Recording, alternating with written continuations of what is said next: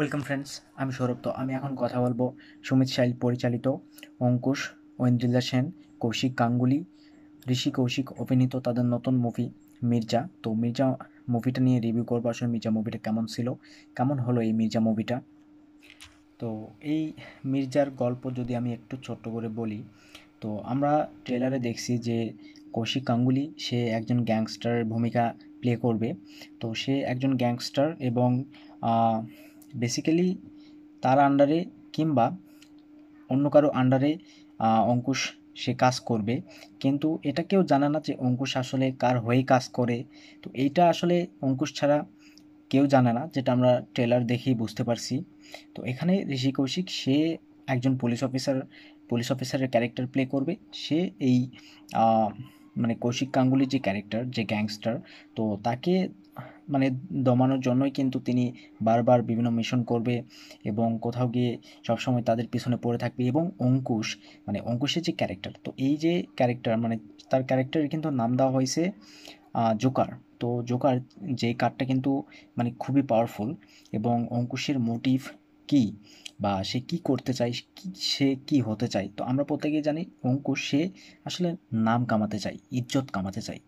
সে কিন্তু তার জন্যই কাজ করে এবং সে মানে কতটুকু ডেঞ্জার হতে পারে, মানে কৌশিক গাঙ্গুলির থেকে সে কতটুকু ডেঞ্জারভাবে তাকে মুভিটাতে প্রেজেন্ট করা হয়, এটা আসলে দেখবার বিষয়। তো এই মুভিটাতে কৌশিক গাঙ্গুলি সে ড্রাগসের বিজনেস করে, মানে ড্রাগস ডিলার আর কি।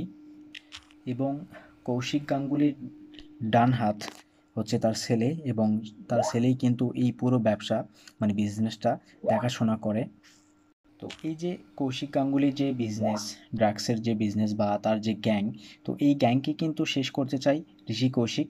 তো তিনি পুলিশ অফিসারের একটা ক্যারেক্টার প্লে করছে এবং তার ক্যারেক্টার আমার কাছে খুবই ভালো লাগছে। মানে একজন পুলিশ অফিসার হিসেবে তার ক্যারেক্টার যেরকম দরকার সেটা কিন্তু মানে খুব সুন্দরভাবে তুলে ধরা হয়েছে, যার কারণে তার ক্যারেক্টার খুব পছন্দ হয়েছে।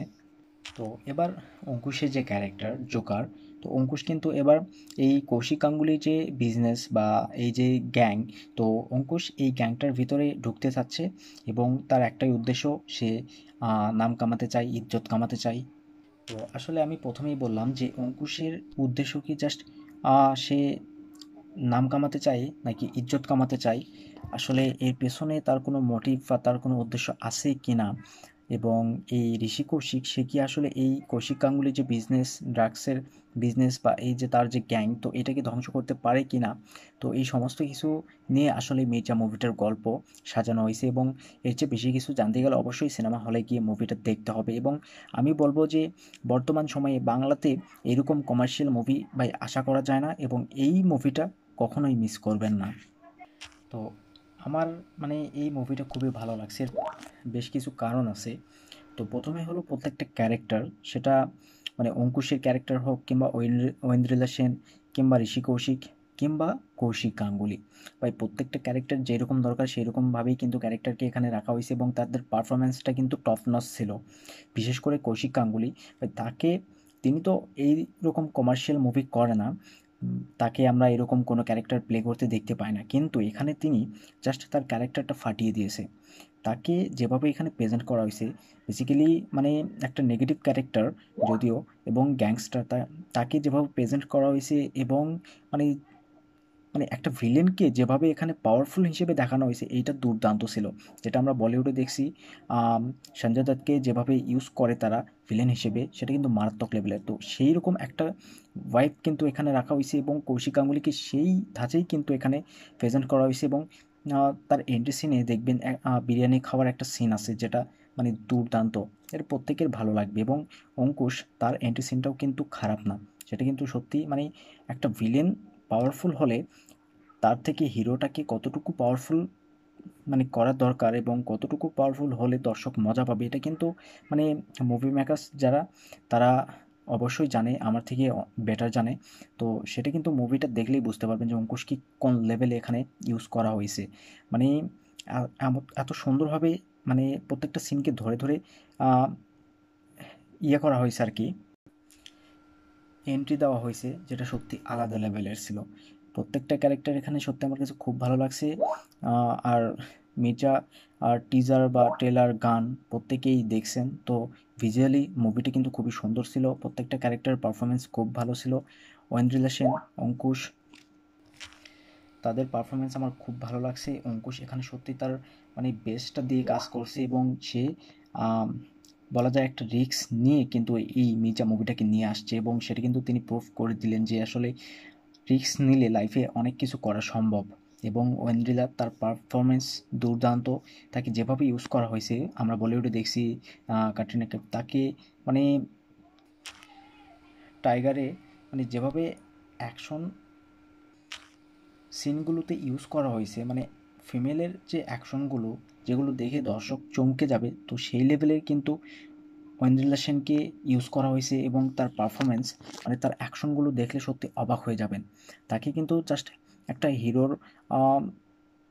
হিরোইন হিসেবে রাখা হয়নি, একটা লাভ ইন্টারেস্ট হিসেবে রাখা হয়নি এবং অঙ্কুশ তার অ্যাকশনগুলো দেখলে জাস্ট অবাক হয়ে যাবেন। তো বাংলাতে এরকম কমার্শিয়াল মুভি মানে হওয়াটাই বন্ধ হয়ে গেছিল, তো সেখানে মির্জা মানে এত সুন্দর একটা কমার্শিয়াল মুভি, দুর্দান্ত অ্যাকশন, প্রচুর প্রচুর মানে কি বলবো, অ্যাকশনগুলো এত সুন্দর লাগে ভিজুয়ালি, মানে অ্যাকশনগুলো এত সুন্দরভাবে ডিজাইন করা হয়েছে যেগুলো দেখলে সত্যি আপনিও ছিটকে যাবেন। তো ওভারঅল পুরো মুভি মানে খুবই সুন্দর ছিল, দুর্দান্ত মারাত্মক লেভেলের একটা মুভি তারা নিয়ে আসছে, যেখানে ভিজুয়ালি মুভিটা দেখতে খুব সুন্দর, দুর্দান্ত, প্রচুর অ্যাকশন আছে। তারা যে প্রমিস করেছিল মানে প্রচুর অ্যাকশন থাকবে, হ্যাঁ পুরো মুভি জুড়ে প্রচুর অ্যাকশন আছে। ইভেন মুভিটি কিন্তু অনেকটা বড়, মানে মুভিটার রানিং লেন্থ অনেকটাই বড়, প্রায় 2 ঘন্টা 45 মিনিটের একটা মুভি। তো বেসিক্যালি মুভিটা একটু বড় হওয়ার জন্য কোথাও গিয়ে বেশ কিছু জায়গায় মুভিটা ল্যাগ করে এবং দর্শককে কানেক্ট করে রাখতে আসলে তারা ব্যর্থ। তো এটা আমার কাছে একটু খারাপ লাগছে।